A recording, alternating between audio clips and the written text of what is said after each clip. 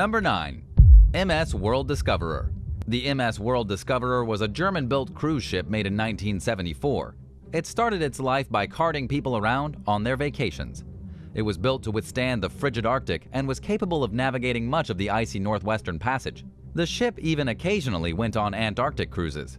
Yet the durable vessel unexpectedly met its end when it struck an uncharted reef near the Solomon Islands in the year 2000. A ferry responded to the captain's distress signal and safely evacuated all the passengers. The ship began to list, so the captain grounded it in Roderick Bay to prevent it from sinking.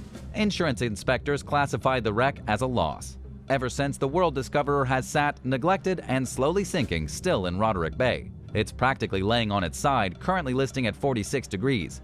It's more or less inevitable that the vessel will eventually be completely lost below the surface of the water. Time, neglect, and the elements have not been kind to the ship. Over the years, several companies have tried to salvage the World Discoverer, but they found that on top of being damaged by Mother Nature, it was ransacked by locals during a violent civil war on the islands. Simply put, there was no saving the doomed ship. The wreck has become a tourist destination, but who knows how long it'll be there. So if you have a nagging itch to see it, you'd better do so before it's too late. Number 8. Chicken Church. Back in the 1990s, a man named Daniel Alamja felt inspired by God to build a prayer house that he had a dream about. Even though he's a devout Christian, Alamja envisioned a site that welcomed all religions. More specifically, he wanted the building to be in the shape of a dove and to sit atop a hillside near his home in central Java, Indonesia. The ambitious man bought an acre of land and got to work. Alamja's creation ended up looking more like a hen than a dove, earning it the nickname Gereja Ayam, or Chicken Church. But he went ahead and opened it to the public anyway. Various religions held services on the upper floors, while the lower levels were used for rehabilitating drug addicts and caring for disabled children. The site even functioned as an asylum for the mentally ill. But philanthropy doesn't pay the bills, and Alamja eventually went broke. To make matters worse, locals weren't as excited about his humanitarian vision as he was, and they didn't hesitate to let him know. Feeling he had no other choice, Alamja left the bizarre building behind in 2000.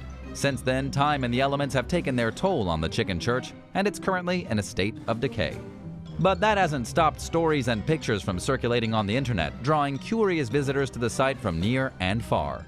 People have even gotten married and had their wedding photos taken there.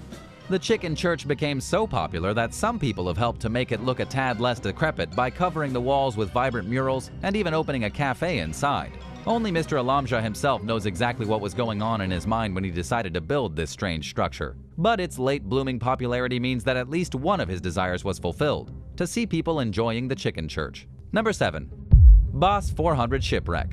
In 1994, a French crane barge named the Boss 400 ran aground during a storm in Maori Bay off the South African coast. At the time, it was the largest floating crane in Africa, and it was capable of lifting 1,200 tons, but the Boss 400 lacked engines of its own and had to be towed from place to place by a tugboat. The barge was being pulled by an underpowered Russian tug called the Tiger when it hit the rocks. It was en route to Cape Town from the Republic of Congo and had almost reached its destination when the tow rope broke. The crew radioed for help, and 2 more tugboats radioed to the scene. But the seas were rough, and they failed to connect any lines to the barge. Left with no other choice than to abandon the ship, the crew members were airlifted to safety. Several salvage attempts were made, but in the end, the Boss 400 was declared a total loss. Its owners had no choice but to leave the $70 million barge nestled among the boulders where it remains today. For now, the crane and part of the vessel are visible above sea level, but the wreck is disintegrating and will eventually disappear beneath the waves. Number 6. Walney UFO Village. About an hour's drive outside the Taiwanese capital of Taipei, there's a mysterious abandoned holiday resort that looks like something from another world. Known as the Wanli UFO Village or the Sanji Village, the failed housing development was designed by Finnish architect Matti Surinen during the 1970s and 80s. The plans consisted of 2 types of houses: Futuro dwellings, which resembled flying saucers, and Venturo homes, which were slightly more normal looking but still had an extraterrestrial feel. Surinen designed these abodes to be part of a futuristic, upscale, and high-tech beachside resort. But for reasons that remain unclear to this day, the project was abandoned during the 1980s. Some people actually live in these prefabricated otherworldly homes, but most are empty, and some parts of the village have been demolished according to remote lands. Although the development never fully came to fruition, it's successful in its own right as a dilapidated tourist destination.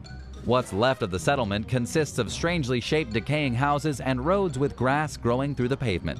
The homes have rusting metal fixtures, faded paintings on the walls, and other telltale signs of decomposition and desertion. Roofs are caved in, windows are shattered, and the walls are crumbling. For years, rumors circulated about developers planning to fully demolish the site and build something more promising, but it hasn't happened yet. It appears as though Taiwan's tourism industry benefits from the decrepit neighborhood that was never lived in, but seems to attract visitors to the island. Would you ever stay in a place like this? Let us know in the comments down below, and if you're liking this video, be sure to hit thumbs up and subscribe if you haven't already. Number 5. Chantilly Car Graveyard. There was a spooky car graveyard full of rusting automobiles in southern Belgium. Nestled within a small forest near the village of Châtillon, the vehicles supposedly belonged to U.S. soldiers who were stationed in the area during World War I, according to one story at least. When the war ended and it was time to return home, it would have been extremely expensive for American troops to ship the cars they had bought overseas back to the States. To spare themselves the cost, the soldiers allegedly drove the vehicles into the woods, parked them neatly in rows, and simply left them behind. If this story is true, it means that nobody ever missed their car enough to go back and get it. Locals are quick to point out that many of the vehicles at the site were made after World War II, suggesting that perhaps it's just an ordinary junkyard in a weird place. The cars were removed from the forest in 2010 though, so we'll probably never know the full story behind the strange site, which lives on only in photographs. Number 4. Lake Reschen Bell Tower. Lake Reschen is a man-made lake in South Tyrol, Italy, near the Austrian and Swiss borders. It's famous for a 14th century steeple that sticks out of the water. The lake wasn't always there though. Back in 1920, there were plans to create a smaller, shallower body of water as a reservoir for a hydroelectric plant. Then in 1939, the chemical company Montecatini proposed to create a larger lake than originally planned by bringing two natural bodies of water together.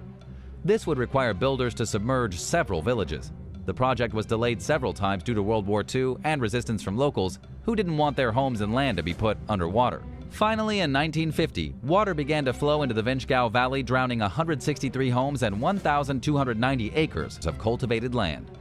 Before the lake was made, workers demolished the nave of the Church of St. Caterina and removed the bells from its steeple. Founded in 1357, the historic house of worship once stood as a testament to the area's long and rich history. Most of it is no longer there. But for whatever reason, the bell tower was left in place, and now it's become somewhat of a tourist attraction. Authorities have even drained the lake on a few occasions to perform maintenance on it, ensuring that the steeple continues to stand, even though the rest of the town wasn't considered important enough to save. Even though there are no longer any bells in the tower, local legend claims that you can sometimes hear them ringing during the winter. Number 3. La Palisse Castle. La Palisse Castle isn't really a castle, but that's what it's called, and it's kind of what it looks like too. Confused? So are we. Located in northern Poland, the structure is actually a derelict mansion that was abandoned before it was finished being built. Construction began in 1979 on what was supposed to be a grand estate and studio for an artist named Peter Kazimierziak. His dream home was supposed to include a swimming pool, a ballroom, ramparts, and 12 towers representing the 12 apostles, according to Atlas Obscura. But Kazimierziak ran out of money while it was being built, and the mansion was partially on land that he didn't exactly have a permit to build on. The artist had no choice but to abandon the partially finished home. No banks were willing to purchase the site due to its extremely high cost and incomplete state. In 2006, Kazimierziak was ordered to demolish the strange eyesore. He couldn't afford to do so, and the local council said they would have it knocked down at some point in the near future. However, 15 years later, La Palisse Castle still stands. Some sources have said that Kazimierziak hasn't given up on his vision, and that he's even trying to get permission to resume the construction. But for now, the medieval-looking mansion is an empty shell with graffiti all over its walls. Word has it that it's falling into a state of decay and losing its structural integrity, which of course attracts urban explorers who enter the property at their own risk. What the future holds for La Palisse Castle is anyone's guess. Number 2. Bartini-Beriev VVA-14 plane. During the Cold War, the United States and the Soviet Union competed to outsupply the other with military equipment. This frenzied contest was quite possibly the biggest and most expensive arms race in history. During this tense time, the Soviet Union made it a priority to prepare for missile strikes from deep in the ocean. To combat these threats, the Soviet Navy developed a strange-looking aircraft called the Bartini-Beriev VVA-14 plane. This amphibious vehicle operated on both the water and in the air. Its primary task was to detect American submarines and prevent nuclear missile strikes. The strange-looking aircraft was named after its Italian-born designer, Robert Bartini. It was perched on pontoons and was piloted by a three-man crew. The plane was capable of vertical takeoff, taking off and landing in the water or on land, and skimming along the water while patrolling for enemy submarines. 2 prototypes were built, but the project was ultimately scrapped. Only 1 prototype survives today. It sits near the Russian Air Force Museum outside Moscow and is more of an eyesore than a museum exhibit. The lonely, dilapidated aircraft is missing its wings and serves as a reminder of the immense time and money that was spent on failed innovations during the Cold War. In 2013, a group of aviation enthusiasts campaigned to revive the Bartini-Berie VVA-14 plane, but their efforts were unsuccessful. Number 1. Teufelsberg Spy Station. On the edge of Berlin in the Grunewald Forest, there's a 262-foot, 80-meter hill known as Teufelsberg, or Devil's Hill. It was created with debris from thousands of buildings that were destroyed during World War II.